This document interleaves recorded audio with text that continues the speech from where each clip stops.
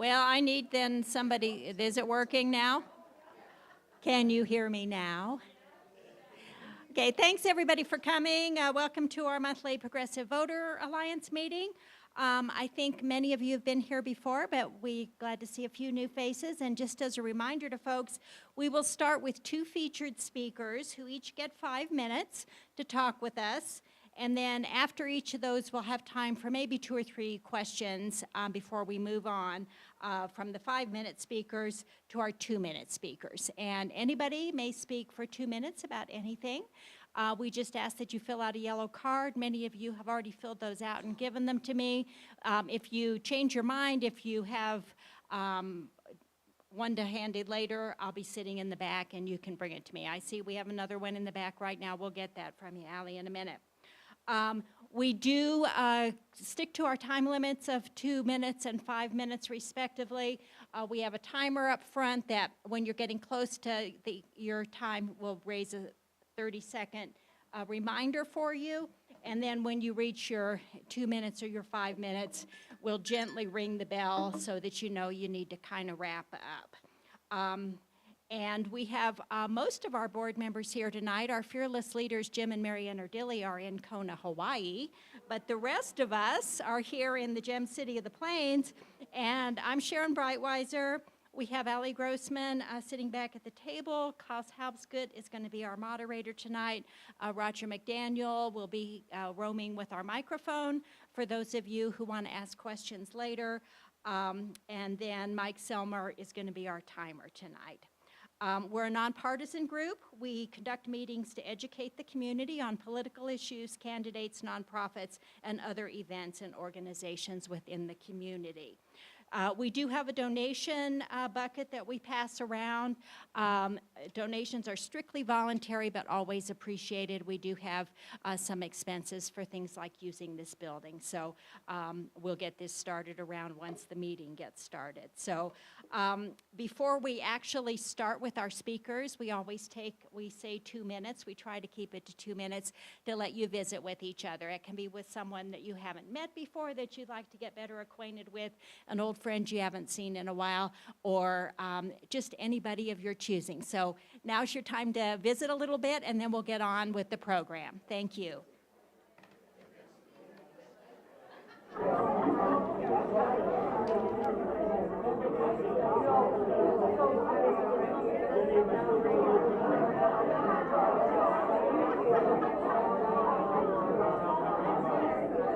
I know you. How are you? Good. How you doing? You speaking tonight? No. What is this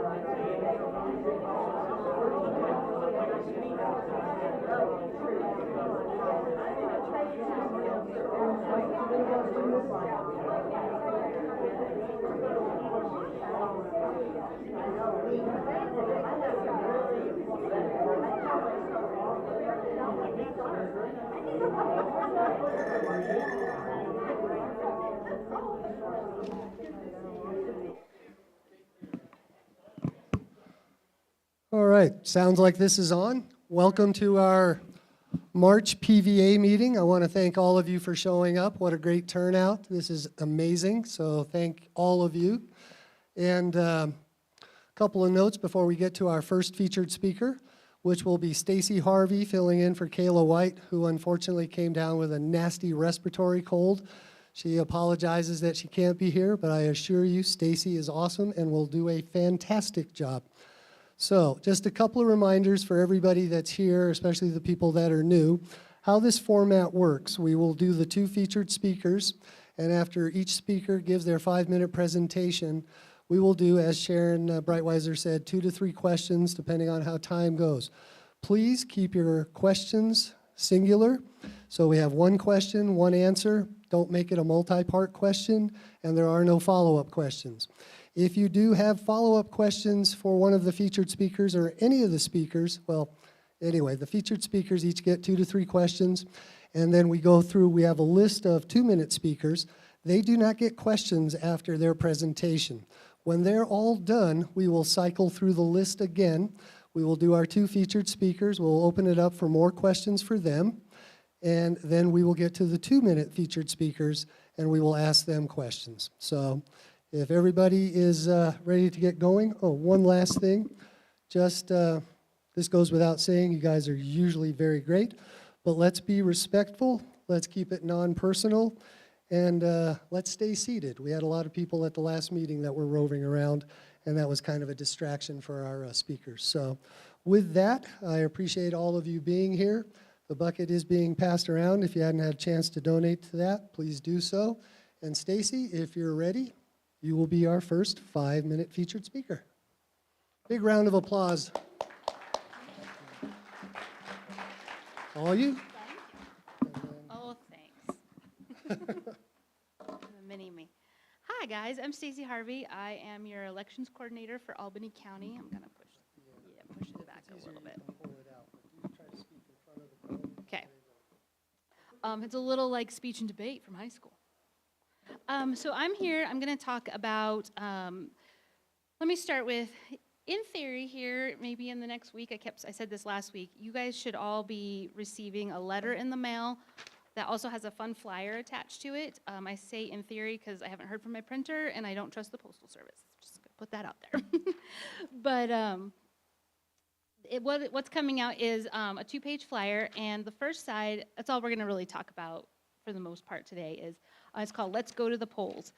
As you guys probably know, last year, meaning last election cycle, we went to e-poll books, which allows for you to check in voters immediately, right? It's not signing a piece of paper and then 30 days later we find out you're a non-citizen or you're a felon or whatever. It checks all of that immediately. So going to those e-poll books allowed us to move towards vote centers. That's the new thing this year. A vote center is, anyone can go to them. So you don't have to go, if you're used to going to the fairgrounds, you don't have to go to the fairgrounds. You could take a drive out to Centennial if you wanted to. Have lunch, vote. So that's the new thing this year. Results will, got ahead of myself. Deep breath. I'm trying to tell you the things that are pertinent in 5 minutes. We'll still have our pen and paper ballots. Don't worry about that. I know that was something that came up in the legislature this year. That does actually predominantly just affect one county. We already have pen and paper ballots. Sorry, guys. Okay, vote centers. We'll go back to that. So sorry, guys. In May, we are going to have that special election that I'm sure you guys have all heard about. It's the 1% spet tax. It's a renewal tax. Nothing new. We voted for it in 2018, if you remember that big, wonderful, beautiful 2-page ballot that was, 4 sides. This one, so it'll be the new projects that the city, the county, the airport, and Rock River are wanting to accomplish with that new tax. With that, because it's a special election, we tend to size it down. So we're only going to have 5 vote centers, and those are going to be the fairgrounds, the public library, the Laramie Ice and Event Center, the Municipal Operations Building. If you guys don't know what that is, those are the new buildings for the city up north. So if you've not been out there, now's your chance to go up there and vote. And then, of course, Rock River will have their vote center. Again, we're doing a small one. It's only because it's a special. And, special elections cost extra money. So trying to be fiscally conservative and saving money, we're going to just have those 5 so that we can hone that in. And then for the primary in general, we are going to have 10. So we used to have 12. We're going down to 10. And the reason why we're going to 10 is because we lost access to all of the elementary schools. Not for anything bad, it's just they're going to have school in session. And we don't want to put strangers in schools with your children, your grandchildren, your nieces and nephews. It's safer for the kids not to be having strangers coming and going. We do get to keep Centennial and Harmony. We did fight for them because not really fair to the communities to throw this big surprise at them that they're no longer going to have their vote centers, because that's quite a jaunt especially for Centennial, to come into town. Excuse me. Those people don't come into town as often as the people from the Harmony area.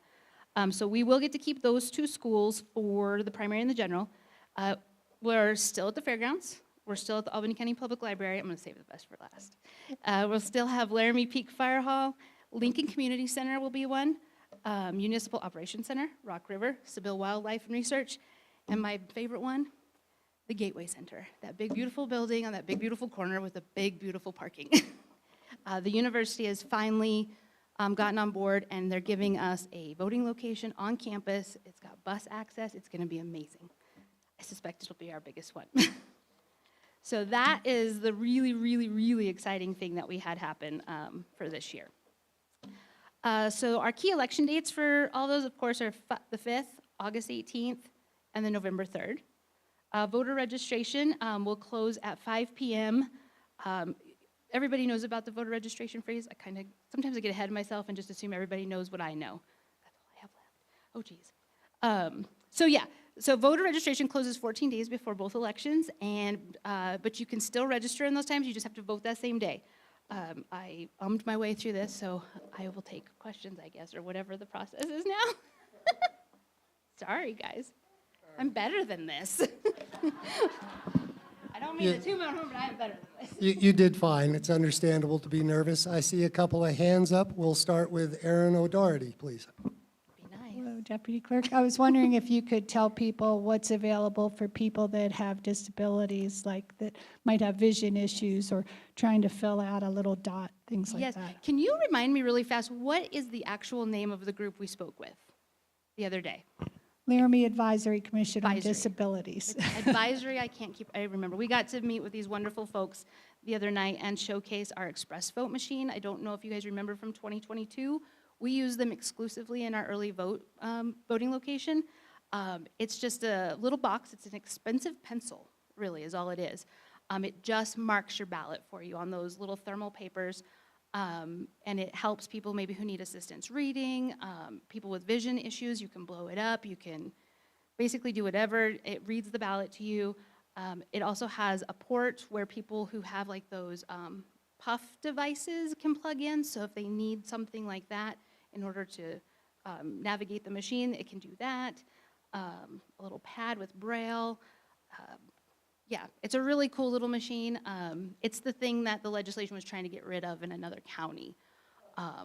Not altogether, but that it's not the primary method of voting. So they still have to have it by law, right? It's an ADA compliant machine. By law, we have to have them, and we will probably have 2 in every polling location.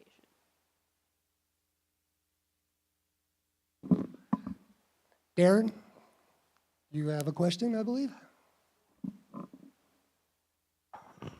Stacy, is it true that one of the benefits of going to the vote centers is that people can vote at any of them, but also that you're trying to have wait times posted online so that people can see what the actual wait time is at what center, and then they can go? Yes, that is our main goal with technology that day, right? In 2024, if you all remember, there were 2-hour waits at just Spring Creek, and they're twiddling their thumbs up at Slade. And we could have had, if we had vote centers in 2024, those people could have been redirected to any other polling location and dispersed those people so they didn't have to wait. And so this year, we're gonna hopefully, there's a module within our e-poll book system that allows for that, and we're going to all get trained up on how to use that so that you can log in, and it might be within 10, 15 minutes, difference, but we are gonna have that for sure. Hang on. We blazed through that rather quick, so if we have one quick question, I'll take a third question. This gentleman, I'm sorry, I don't know your name. Could you please Tom, tell me your yeah. name? Tom? Tom. Thank you, Tom. I guess my question is, if you didn't vote in the last election, do you have to register for this one? It depends. When you don't vote in a general in Wyoming, by law, we have to send you a notification saying, basically, hey, we noticed you didn't vote. Do you want to stay registered? You get 20 days. By law, if we want to deactivate your registration, we have to give you 20 days to respond to, so if you're a non-citizen, a felon, or you didn't vote, you have to prove to us why you should stay registered. About 500 people each year get a hold of us, and thousands don't. So. Well, thank you very much, Ms. Harvey. That was greatly appreciated.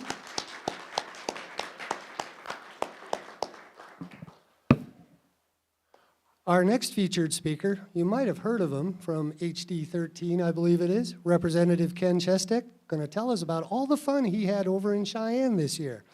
Big round of applause for Ken.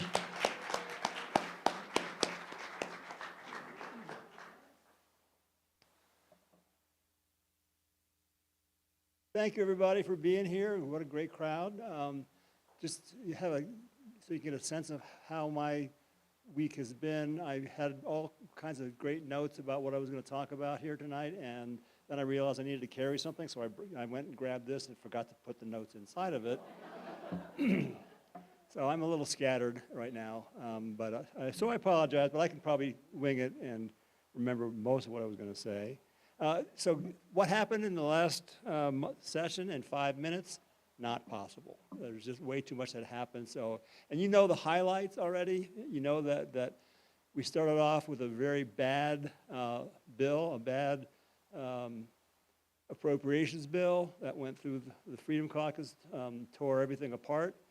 And where we ended up from there is amazing. We got almost everything back. The university came out of it almost completely whole. We got back raises for state employees. We got back, we had school recalibration that actually is going to help hire a lot more teachers in Wyoming and pay them better. So we got a lot of good stuff done. You've already heard all those highlights. So what I want to talk about mostly is what the process was like and how you guys helped me. All of you helped not just me, helped the whole state. You did some fantastic work to get the good result. I'm not going to stand up here and claim credit for the good result. It wasn't me. I was on the team, but it wasn't me. It was all of us, including all of you. So I want to give a shout out to all of you for being such great help. A few quick statistics. I did pull this up on my phone. I had this ready to put in my folder. Now it's on my phone. I can hardly read it.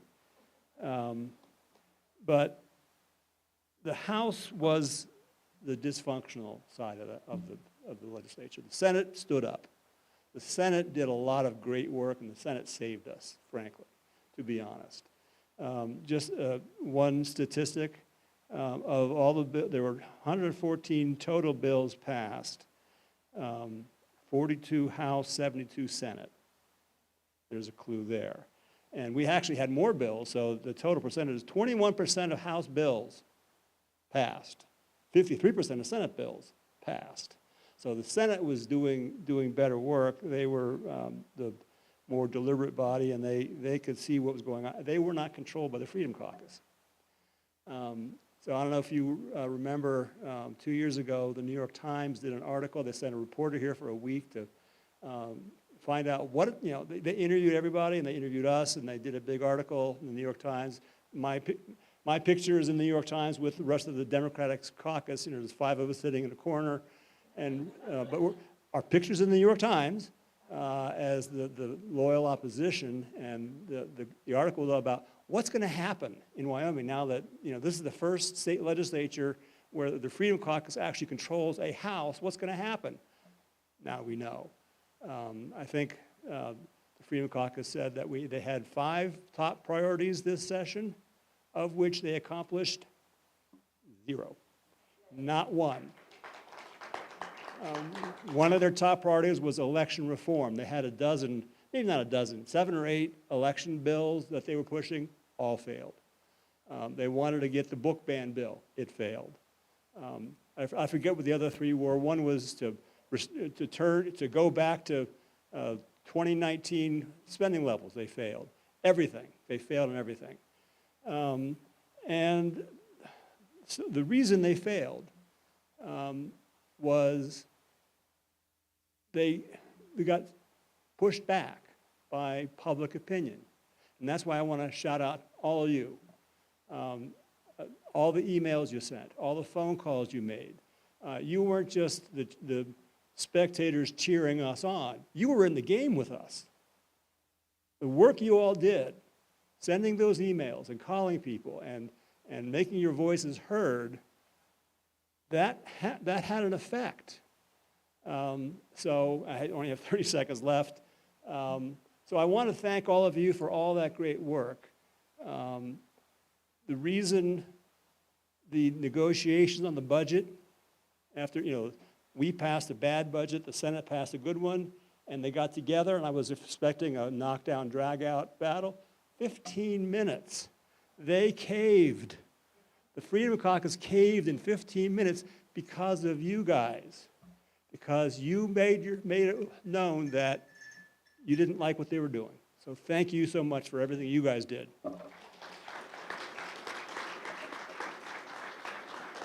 Don't take off. This working? Can you guys hear me? Oh, yeah.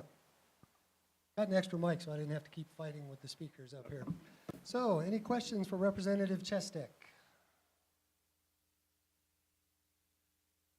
All right. Mr. Hoff. Good evening, Representative. Thank you. I've heard a nasty rumor, and it's not necessarily effective here in Laramie County or in Laramie and Albany County, but is there a suspicion that there's going to be a move for the Freedom Caucus to move into the Senate? Thank you for that question, because that was going to be what I was going to close on, and I ran out of time. So when what happened, a normal person would take the lesson that the Freedom Caucus priorities were not good for Wyoming, and Wyoming voters hate them, so maybe they should rethink their priorities and change their positions on things. That's not the lesson they took. The lesson they took was, we need more help. We need reinforcements. That's the exact word I think that the chairman of the Freedom Caucus used. We need reinforcements on both sides. We need more people to jam our policies through. Whether you like it or not, voters, we just need more of us in a position of power to force our views on you. That's the lesson they took. So yes, and that's a call to action for us. We had a good result in this cycle. The work is not over. The work is beginning, because they're going to be we've already had a number of Freedom Caucus announce that they're running for Senate, because they want to take over the Senate, and they're trying to recruit new people to replace them in the House. The lesson they took is they're going to try and force their views on us again, and we need to push them back, and our chance to push them back is on November 3rd, when we can take back, have rational people return to the legislature. Thank you for the question. Anybody else have a question for Representative Chestek? Ally in the back? Hi, thank you for serving. And I know that as you were running 2 years ago and 4 years ago, you spoke a lot about campaign reform, election reform. How might that be intertwined with what we're seeing right now in the House and looking, also, if you can look forward to the Senate as well this cycle? Yes, thank you for that question. That was my introduction to politics, was fighting against dark money, and with Wyoming Promise, getting that whole issue going. I've been working on that for years. We had another run at it this year. The Senate had a resolution on dark money that failed introduction 18 to 12. It needed 21 votes to be introduced, but 18 votes said yes, right? So if we can keep those 18 votes, and we'll take another run at it next year in the next legislature, and I think we're so close now. Hopefully we're going to actually get it done. And what's going to help us get it done is Checkgate. Checkgate. Talk about money in politics. The Checkgate happened the same day that the resolution failed introduction in the Senate, but we didn't know that Checkgate was happening. It actually happened after the session, so we didn't get the resolution introduced in the Senate. Then that same night, Checkgate happened and became public 2 days later. So the money in politics is extremely visible right now, and I think that's going to help us get it over the top. Because there's one more thing we can do to try and clean up money in politics. Thank you for the question. We have time for one more quick question, if anybody has one, before we go to our 2-minute featured speakers. Anybody? All right. Thank you, Representative Chestek. Big round of applause for Ken.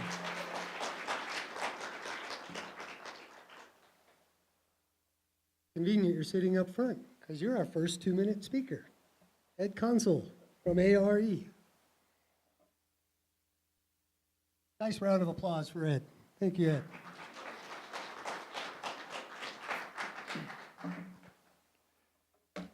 Well, thank you. My name's Ed Consul, and I'm here just to mention the upcoming meeting of the Alliance for Renewable Energy. And we meet right here a week from this coming Thursday at 6 p.m. And our agenda this time for discussion, one of the bills that failed over in Cheyenne this year dealt with what's called plug-in solar. And this was supposed to be a nice, easy way for consumers to avoid high electric bills, and they are going up. If you haven't noticed some of the changes Rocky Mountain Power's passed along. So one of our topics of discussion is going to be what we can do about plug-in solar, its viability, and how we could work with Rocky Mountain Power, because after that bill was defeated, what surprised me was one of the Republican legislators over there said, well, the bill wasn't really needed because Wyoming doesn't have a law against plug-in solar. So there's something to think about. But you have to be careful with it. You can't just plug it into anything because you can overload circuits and everything. Some of the other things we're going to talk about, community solar. If we can achieve it in Wyoming, there's a problem with that due to the legislature.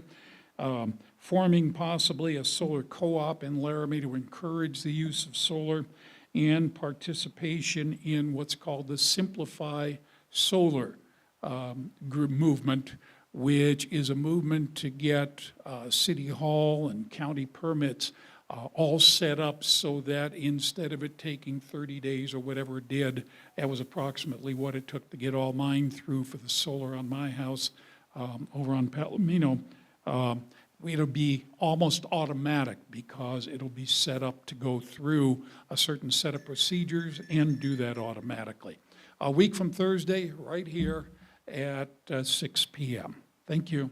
Oh, ARE, Alliance for Renewable Energy. I always forget to say. Thank you, Ed. Our our next 2-minute featured speaker is Mayor Sharon Cumby, and she's going to be talking about the specific purpose tax. That'll be the first election we have this year.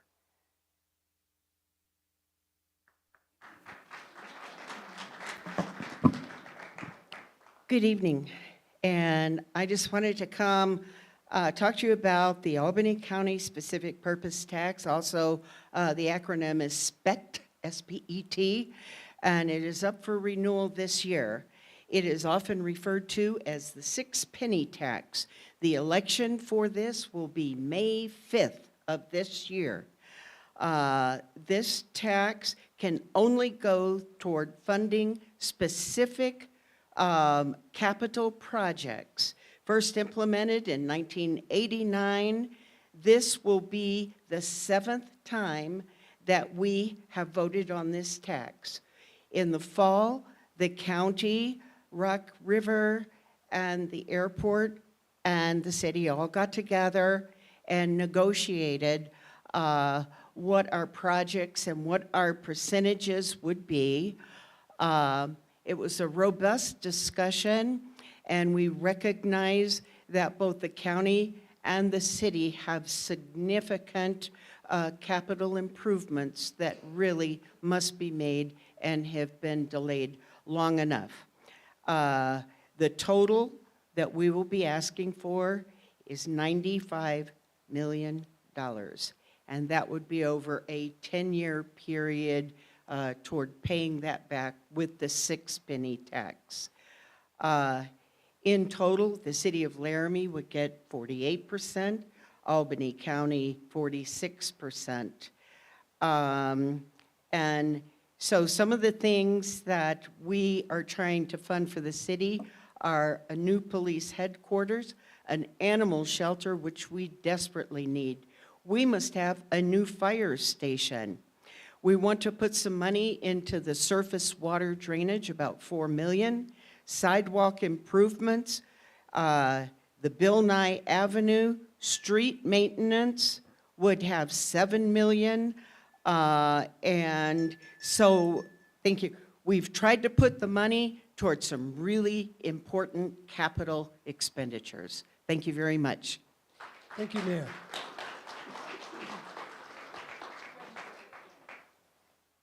It's hard to put everything in 2 minutes, trust me. So, but I appreciate everybody that's a 2-minute speaker tonight for trying. Sometimes it's even hard to do it in 5, as I think Representative Chestek will let you know. So our next featured speaker, and I hope you're all taking notes, so when our featured speakers, the 2-minute ones especially, come back up, you'll have some great questions for them. Our next featured speaker is going to be Jesse Kohlhauer, going to be talking about this incredible pickleball tournament that Laramie Reproductive Health is going to be doing. Oh, well, I probably gave up the ghost there, but thank you, Jesse. Oh. Hello again. A very quick announcement. I won't even need the whole 2 minutes. April 4th, we're doing a pickleball tournament for the first time. I'm just going to try it out, see what happens. I equate this to the Underachievers Marathon. It's very similar to that. We have beginner, intermediate, and expert levels. There's trophies. We'll have swag bags. It's going to be a fun time and raising money for a good cause. You can find it online at our website under events. It's all over our social media pages. And you're always welcome to call if you can't find it. I'm happy to guide anybody to the site and where to go, or send the link. Thank you so much. Oh, since I still have time, we would like folks to sign up by the 24th or the 25th, the latest, so we can get the order for the shirts done in time. Thank you. Thank you, Jesse. That was quick. Our next 2-minute presenter is Greg Hunter, wants to speak about the U.S. mail. And I think he means the post office. I do mean the post office. I thought a lot about the Constitution. I wish more of us would. And so when you think about the Constitution and you recognize that the people that wrote it decided that the states could handle elections, but what they couldn't handle was delivering the mail. So I want you to think about that for a second. If we actually have the U.S. mail in the Constitution and you get the mail all the time You know nobody looks at it. You know your stuff is, well, in theory, nobody looks at it. Your stuff is not being sold. And if we would have applied that to our communications, we would have a lot more rights over our information. So in other words, if your email would have passed through the federal government, it would have never been sold, looked at by Google, or any of these things, because we have the constitutional. But once you sign a contract that you give up all of your rights, then they can sell it. So again, the wealthy have wrecked this country time and time again by not applying to our Constitution and what we should do. So if you were looking through things at the internet and those things pass through our own federal hands, again, people are looking at stuff all the time, but once you have a federal oversight, we have a lot more rights associated with that to stop it. So I want you to really think about, I know it's a weird concept to think about the mail. People are actually trying to destroy the mail service. But I do believe if you really understood what the founders were wanting us to do, we would have a lot more rights. We wouldn't have these flock cameras. We wouldn't have law enforcement just doing whatever they could do because it's good for us. So I really do want you to think about the U.S. mail and what we could have had we not wrecked the place. Thank you, Greg. All right, our next 2-minute speaker, we're cruising along here pretty good, is Brett Glass, and he wants to talk about non-urban renewal. Welcome, Brett. Brett Glass here with an item of interest to those who follow city government. I see we have 2 members of council here. As you may know, Laramie recently established an urban renewal authority whose job is supposed to be to remedy urban blight. But on Tuesday night, they're bringing a resolution to city council which would do something different. It would give an unwarranted subsidy to a developer who they will not name at taxpayer expense to develop vacant land. The subsidy would come in the form of property tax credits, and because the majority of our property taxes go to the school, the Albany County School District would be the most impacted by this, but the city and county would too. The Urban Renewal Authority, when it did this, violated state law by moving ahead and drafting a complete plan to do this without council's prior approval as required by state statute. They hired an expensive consultant to draft a plan which declares a tract of vacant land to be a blighted urban renewal area.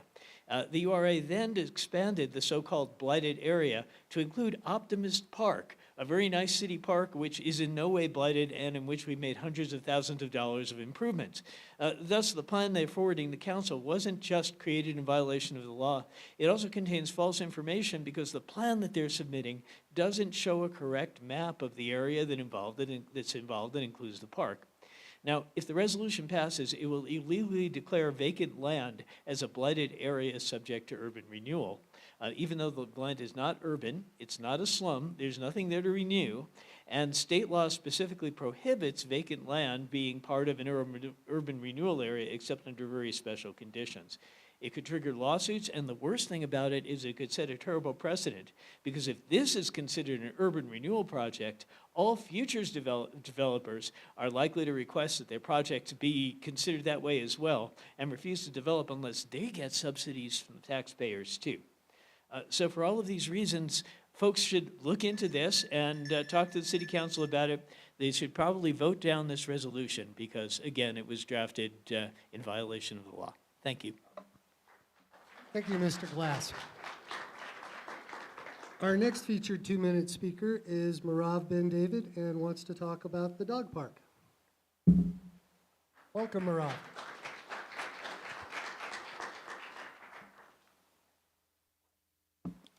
I'm glad you mentioned Optimist Park.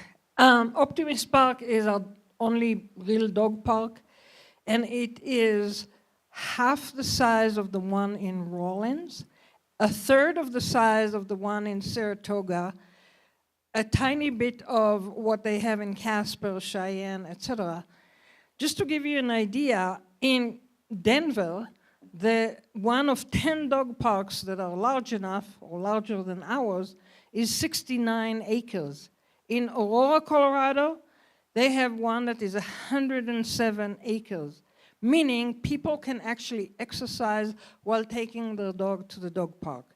Our dog park is in terrible shape. It's tiny, terrible shape. The city has to spend a lot of time recovering it every year. And so we have started working with the city on creating a new dog park that will be comparable to what our neighboring towns and cities have. The city Parks and Rec people are looking for a potential location. What we promised them, our contribution would be to get the city dwellers, dog owners, and cat owners' opinion on what should the park look like. And to do that, we created a survey online. Scanning the QR code will get you to the survey. We don't collect any information on you. Nothing, Greg, no worries. We only get your opinion on several design issues. Please, please, I know many of you have already, Jesse, thank you. Many of you already filled the survey. Please do, because we are meeting with Parks and Rec on Wednesday. And the more responses we have, the more information we can hand over. Thank you. Thank you, Marav. Our next featured speaker is going to be Rain Goins from the Young Democrats of Wyoming and their upcoming trip to New Orleans. Please welcome Rain.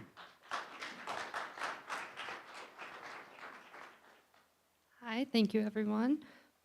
So, the Young Democrats of Wyoming, we have been active and open. We've been chartered since January, and we are making moves to open branches. We're hoping by this summer we'll start having branches open across the state, not just in Laramie.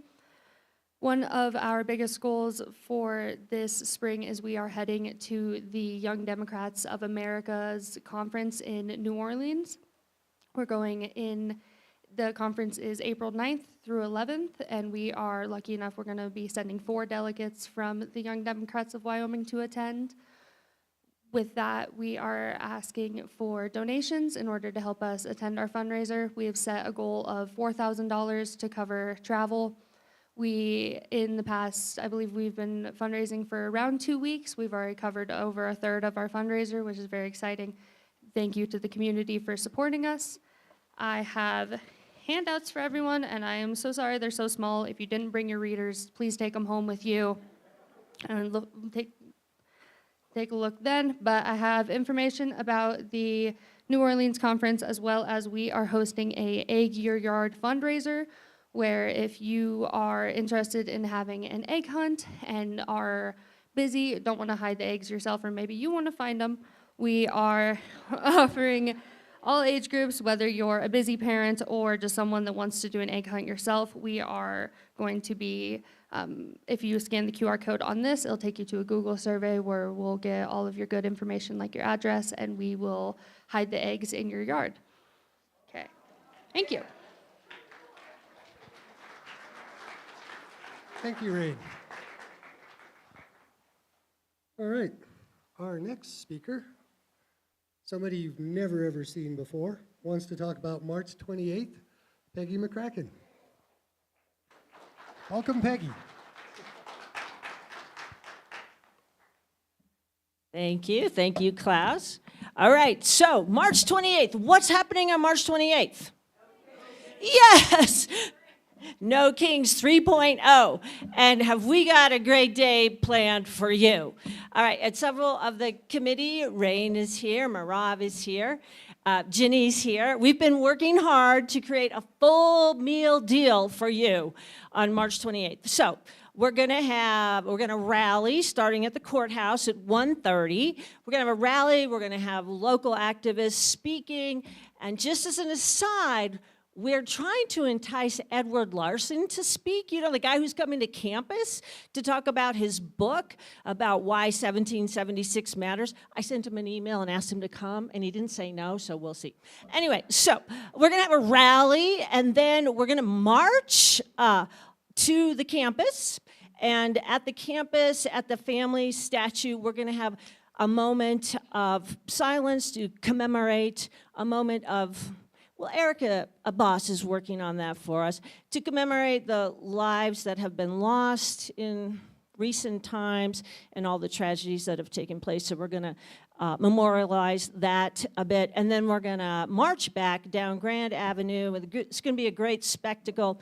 And some people might stay at the courthouse and rally the whole time. That's totally fine.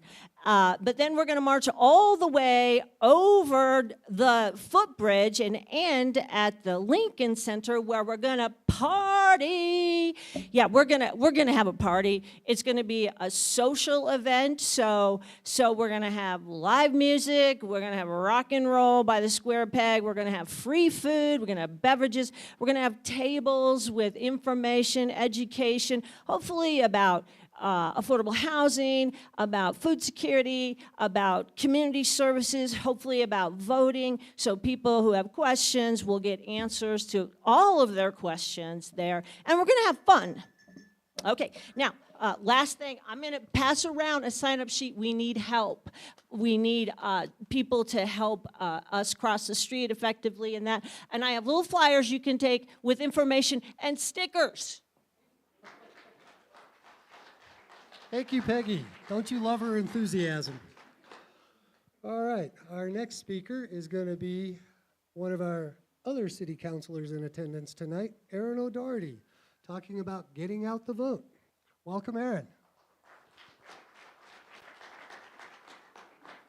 I hope everybody understands that the sixth penny, the SPET tax, will require us all to make a decision. We'll look at the two-page ballot, which you can see ahead of time on the county clerk's site.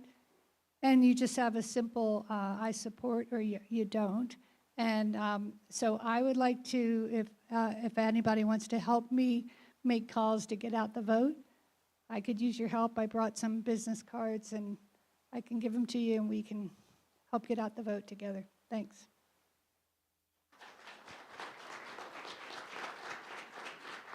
Thank you, Aaron. I barely got comfortable. That was quick. All right. Our next speaker is going to be Darren Wyatt, candidate for Albany County Sheriff. Welcome, Darren.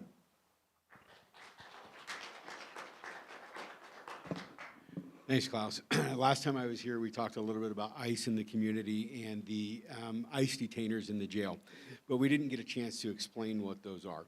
So essentially, an ICE detainer, if somebody is arrested for a violation of state law and is taken into custody into the detention center, and they're here illegally or undocumented, and ICE has issued a detainer for them, it is a request for 48 hours for the sheriff's office to hold them for an additional 48 hours for ICE to come over and take custody of them and put them into immigration proceedings.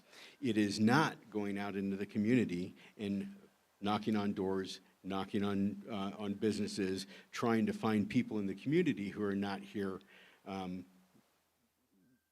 essentially legally. The key to that is that when this is the only sheriff's office in the state that actually releases these people back into the community, regardless of what their criminal history is. And if that person goes back, yes, it's true. If that person goes out and commits a crime, that liability comes back onto the sheriff's office and onto the county.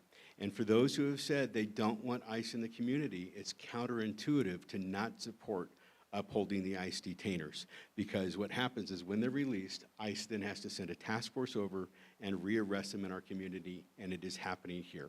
So essentially, I just wanted to explain it. You can agree with it or not, but that's the explanation. Thank you. And the SPET tax is very important. Thank you, Darren. All right, our next featured speaker.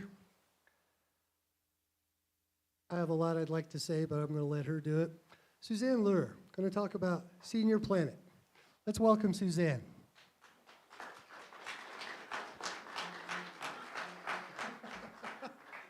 Stop that, Klaus. Hi.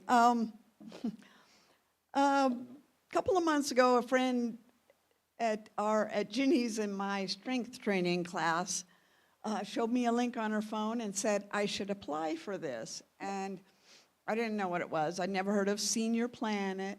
But I took it and wrote up a story, sent it in, and ultimately was selected to be an AARP Senior Planet sponsored athlete.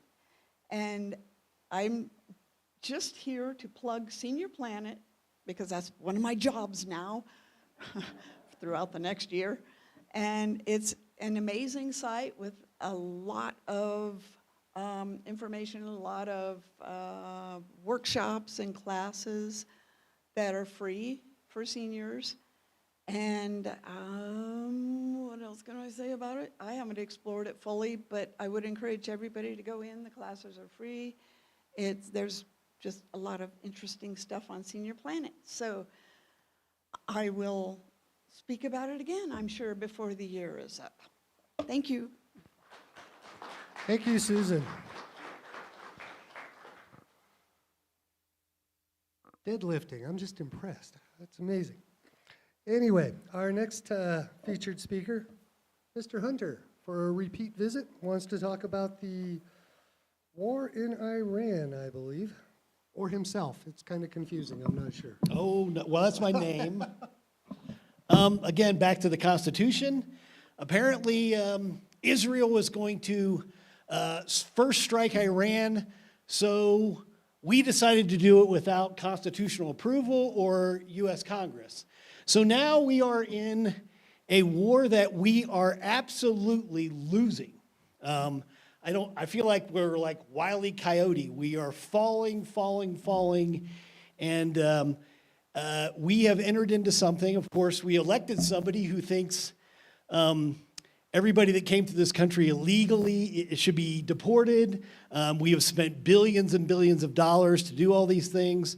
I really think we should really look at what's going to happen in the future. And we as a society, we have kind of wrecked the Middle East. We do have our own energy, but we really, as our federal government has wrecked the world, we really should come closer as a community. We should understand what needs to be done in this community. We should localize more because I think we're in for some real problems because of what has been done by this person we've elected who has done things unconstitutionally. I will also say that the wealthy wrecked this country in 1913. If we actually would have a Senate, have you ever heard of Barrasso saying anything lately? No, we have not. So we have some real problems with this government and with people that wanted to do things that thought they could do it, and we have really spread ourselves thin. I hope that we come to some understanding here in this community and work together because I think we're going to be in a real problem here very soon. This is the war that we've had the least information on. They are covering up everything. And if you don't think Iran is striking, we have been driven to Romania to run operations. Romania is going to get bombed soon. We are going to be driven out of the Middle East, and we are in real problems. Thank you, Mr. Hunter. All right, we are down to our last featured speaker. Allie Grossman wants to talk about Laramie International Flavor Fest. Here comes Allie. Welcome, Allie.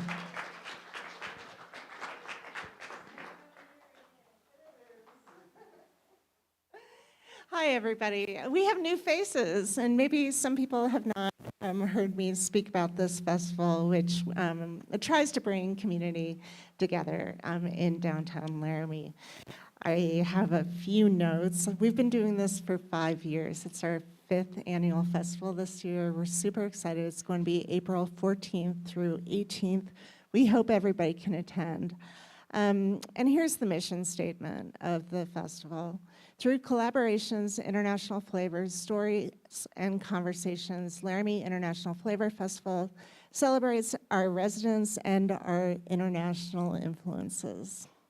Presented by Laramie Main Street and their partnership with University of Wyoming International Students and Scholars, this volunteer-run festival pairs individuals from our community and around the world with downtown businesses to infuse their menus with unique international flavors.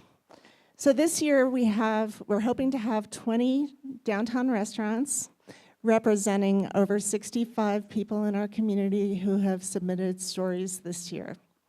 Over the 5 years, we've had 200 stories contributed by our community, which includes our international students. Some of the flavors that you see downtown are there because they've been requested.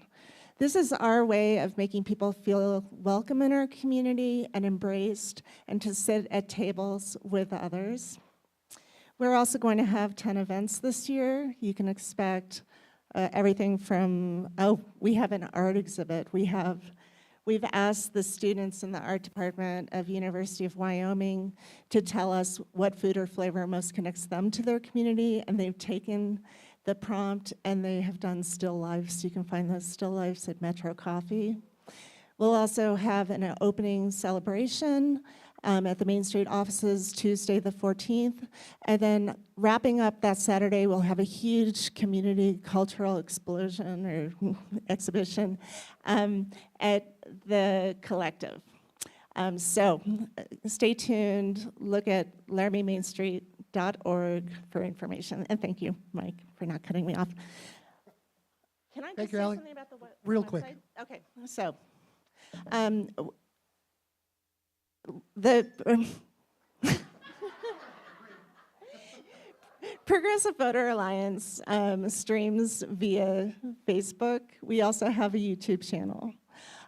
We encourage you to use the Facebook site for conversations. So if you have additional information about your events, feel free to put that in the comments section. Thank you. Thank you for the PVA plug. Thank you, Ally, for the update on the Flavor Fest. Okay, we are going to go through all of our featured speakers, 5 minutes and 2 minutes. If we can do this well, we have enough time to possibly ask each one of them 2 questions if we keep our questions short and they keep their answers also short. So we will start all over with the rotation. Any questions for Stacy Harvey before we bring her up here? Looks like we have one. All right, Stacy, return appearance.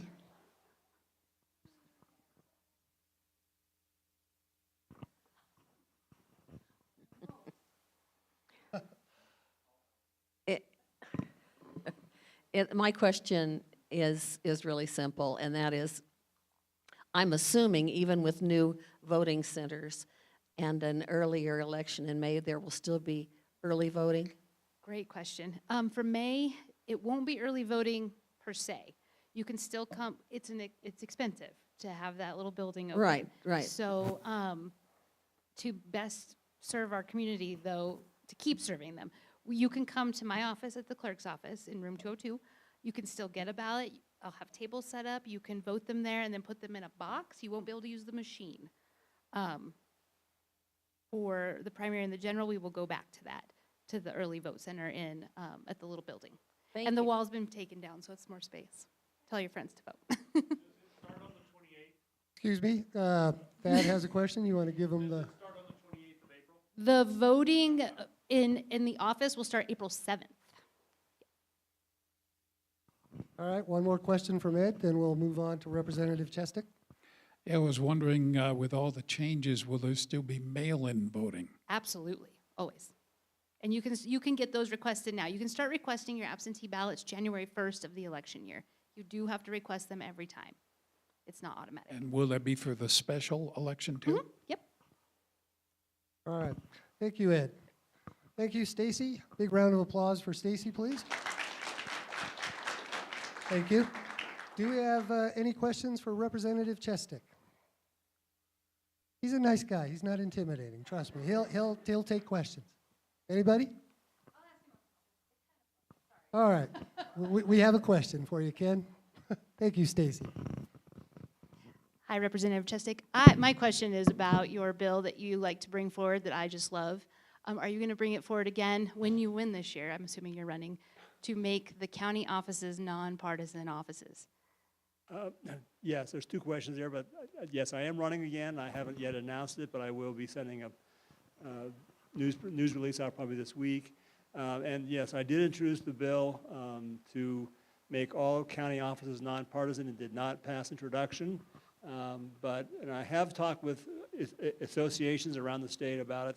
There's a mixed view of it, but a lot of support among some groups of people. And I'm a good government guy. That's my main issue. And I think that's good government to have nonpartisan county elected officials. So I will probably bring that bill back. Thank you. Any other questions? Mr. Henderson?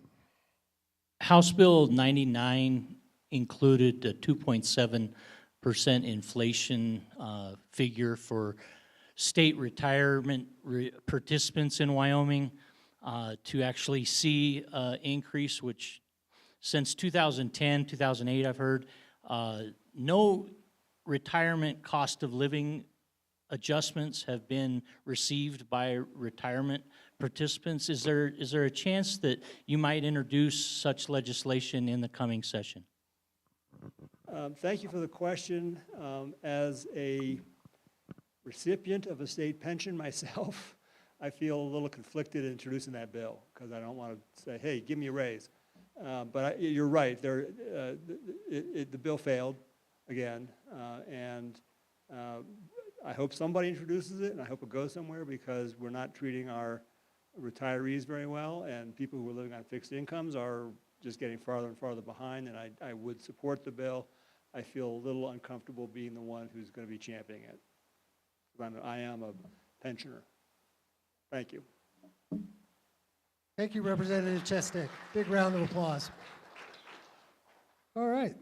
Who knew? Breaking news tonight. Anyway, thanks. Our next,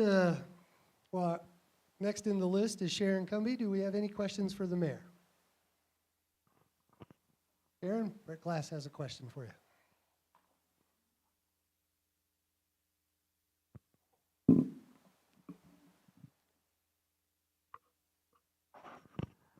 Yes, you spoke of the specific purpose excise tax.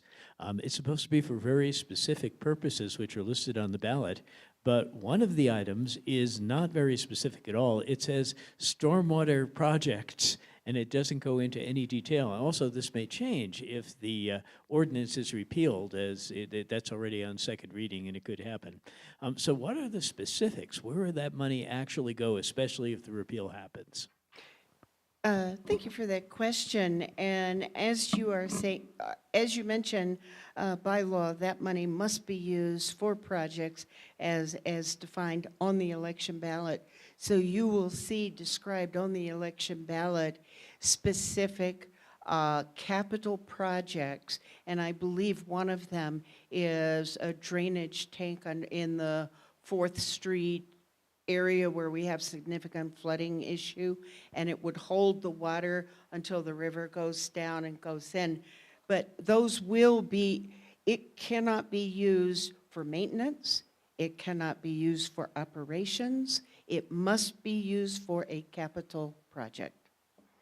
And I do believe that there's a couple of pipe projects that need to be put in to increase the size of pipe for drainage, and then the underground tank to hold water until the river can accept it are two of the capital projects, but I might not be quite accurate. But I'll bring that back in April. Any Thank other you. questions for Mayor Cumby? Looks like you get a reprieve, Sharon. Very good, thank you. Thank you, Mayor. All right, our next person up is Jessie Kohlhauer. Do we have any questions for Jessie and her pickleball tournament or Laramie reproductive health? Anybody? Come on, there's got to be some pickleball players in here, right?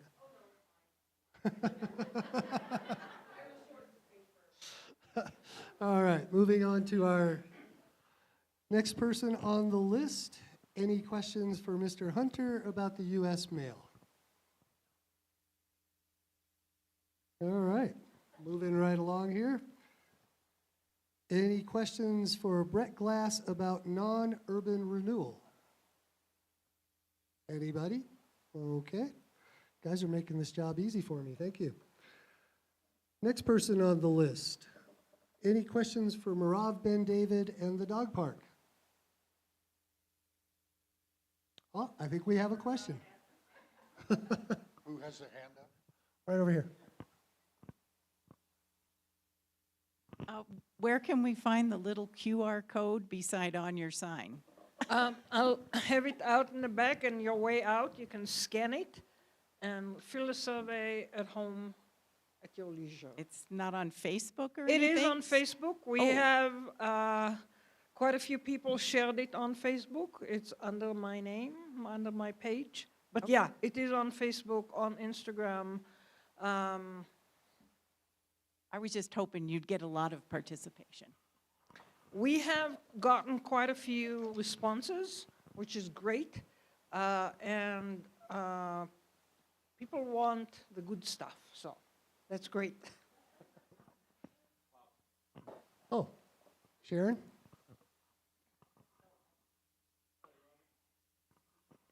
Marav, I'm just wondering, you talked about, reaching out to dog owners and getting their opinion and things like that. Do you also plan some significant fundraising activities? Because I don't see this as something that the city is going to be able to fully support. So we're going to really have to have a significant effort, I would think, to fundraise in the community. Yeah, so as a dog owner, you're welcome to scan the QR code and go to the survey, because the last question is a general one asking what would you be willing to do to help, including helping with construction, donating to construction and maintenance and so on. And a lot of people say they are willing to help in various ways, I should say. Yes. All right. Thank you very much, Marav. Round of applause for Marav. Thank you. Our next person up on the rotation is Rain Goins. Do we have any questions for Rain about their trip to New Orleans, the Young Democrats of America, or Young Democrats of Wyoming, I'm sorry. Anybody got any questions for Rain? All right. Our very enthusiastic Peggy, any questions for Peggy about March 28th and No King's Day? Well, you want to see her bebop up here again, don't you? All that enthusiasm? No, okay. Sorry, Peggy, I tried. Cruising through the list. Any questions for Aaron O'Doherty about get out the vote? Okay. Any questions for Darren Wyatt, candidate for sheriff? We have a question, Darren. Please come up.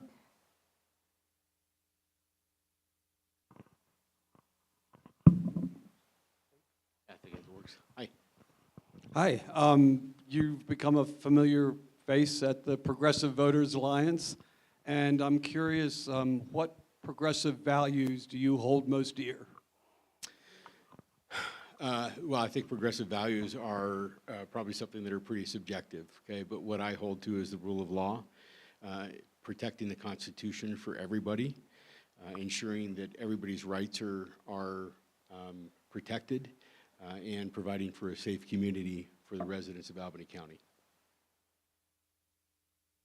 Any other questions for Mr. Wyatt? There's one at the back. Oh, Chris Stratton in the back. Rodger?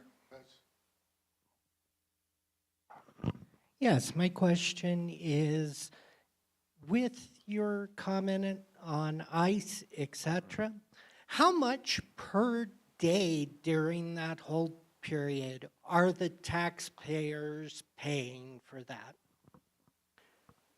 They're not. The federal government reimburses the county for $120 per day. Well, Albany County's not being taxed. The federal government is reimbursing. Okay, thank you. All right, Darren, appreciate it. Thanks. Round of applause for Darren, thank you.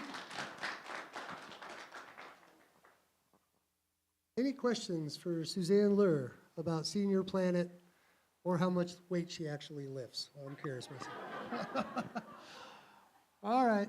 I have a question. Hang on. I- Is she still here? I had a question. For me or Suzanne? I think you could answer this. I'm just wondering, you're saying planet, like planet Earth? Senior Planet, yes. Planet, like, okay, thank you. I don't know, is that affiliated with Planet Fitness? No, okay. I was just curious. How much weight did you lift? Oh, okay, I got it. That's a cute setup. Great answer, great answer. Okay, moving right along. It looked like it from the picture. Dynamite comes in small packages, right? So our next speaker in the rotation was Greg Hunter, and his topic was war in Iran. Any questions for Mr. Hunter about the war in Iran? All right. We are down to our last speaker in the rotation. Any questions for Allie Grossman about the wonderful Laramie International Flavor Fest? Have to come up, Allie. Sharon's got a question for you.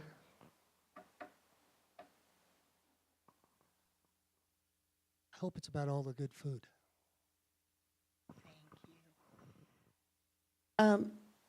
Maybe I wasn't listening at the beginning, but could you repeat the dates that it's going to occur? And do you have any restaurants on board at this time that you might reveal? Yes. So the festival is April 14th through 18th. It's Tuesday through Saturday of that week. There's so many components to the festival. Right now, we are just ending the story judging part of the festival. Meanwhile, the restaurants have received all of the stories. We've heard from 11 restaurants so far. I don't know if I can tell you yet what flavors, what country, and the people who they're representing, but I can say we have so many countries that haven't been represented in the festival before, so you can expect to see a lot of new flavors. Thank you, Allie. I just want to say, I look forward to this every year. It is so much fun. Thank you. And thanks for starting it. And I was in Front Street the night that you and Deb sat there dreaming this up, and I just love where it's gone. I bet there was a few adult beverages involved there. They're probably. But I can say that Sweet Melissa's will be representing a country that has never been represented at our festival before. So. Awesome.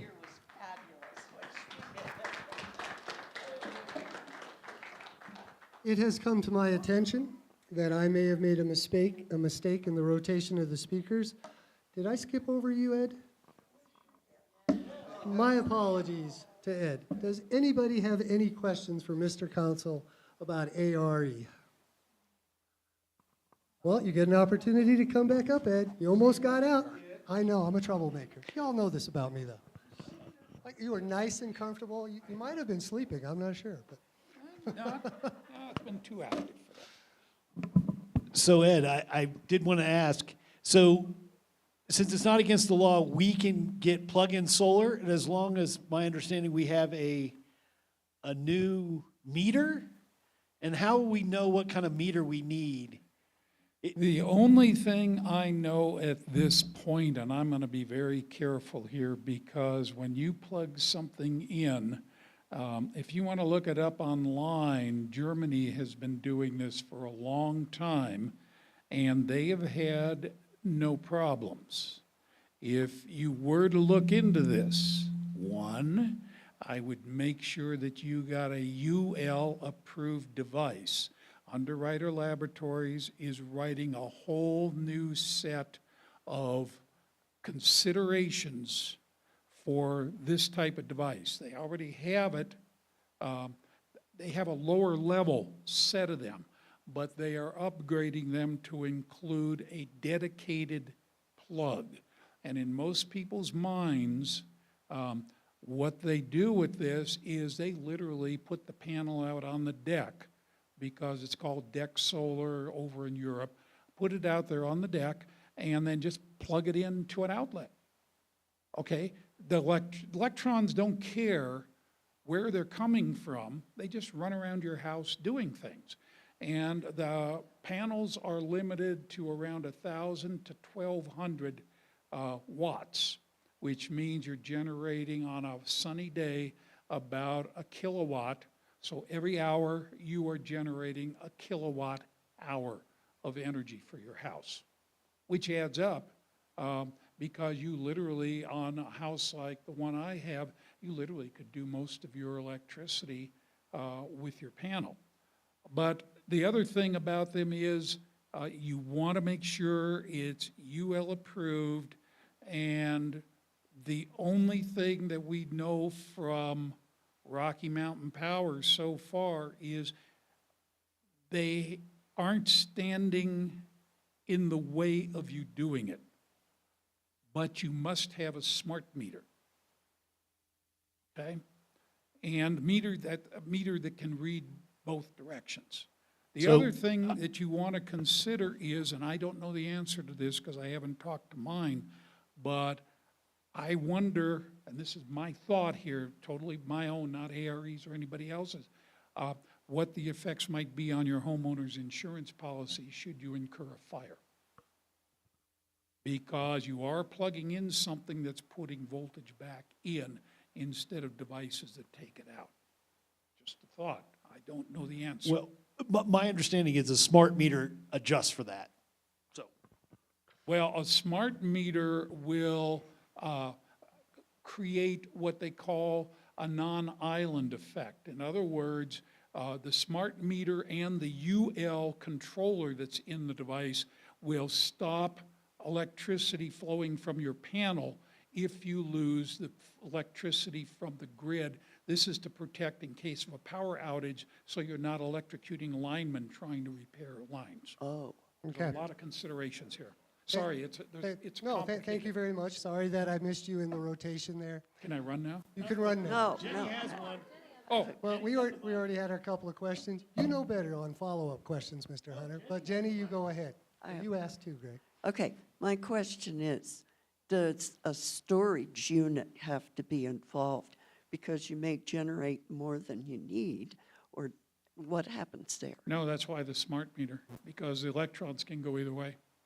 Can what? Can go either way. In other words, they can come from the grid into your house or go from your house into the grid. The one thing about this is it's not the same as net metering. Don't confuse this with net metering. You are not getting credit if you feed energy back into the grid. Net metering, you get credit for that, but this is not the same thing. The smart meter is to help control all these different factors once you're plugging in a generator. All right. And Thank you, Ed. again, there's a lot of questions with this. This is new here. If you're interested in it, Google Utah. Utah is the only state right now with a law for plugging these in. And it's a beginning. Sounds like a good See thing what to you look did? into. Well, I It know. is. I'm sorry It's I woke you. I'm complicated. sorry I woke I know you you up. woke I me up. apologize. You know. Run those electrons. Well, the electrons aren't clicking all the time. Don't forget, a week from Thursday, 6 o'clock. We're meeting here to talk about more of this. A week from Thursday, 6 o'clock. Thank you, Ed. All right, I'd like to thank all of our featured speakers, the 5-minute speakers, the 2-minute speakers. I'd really like to thank all of you that took time out of your evening to come and participate in the PVA's regular monthly meeting. That means a lot to the board. I want to thank the board that is here tonight. They do an awesome job.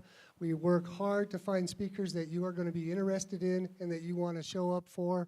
If you have any suggestions about who you'd like to see for featured speakers, Allie mentioned our Facebook page. Go to it, drop in a name or two of who you'd like and why. The board will discuss it, and maybe that speaker, maybe it's you, will be one of the featured speakers that gets featured at one of our monthly meetings. So a round of applause for all of you here, all of our speakers, the PVA board. Thank you very much. Next month, our next meeting, it's always the third Monday of the month. I believe that is April 20th. So all of you should be fat and happy after participating in the International Flavor Fest, because that gets over on the 18th. And you'll be ready to come here and enjoy another lively meeting. This meeting is over. Thank all of you again. Go, be safe, take care, and thank you all.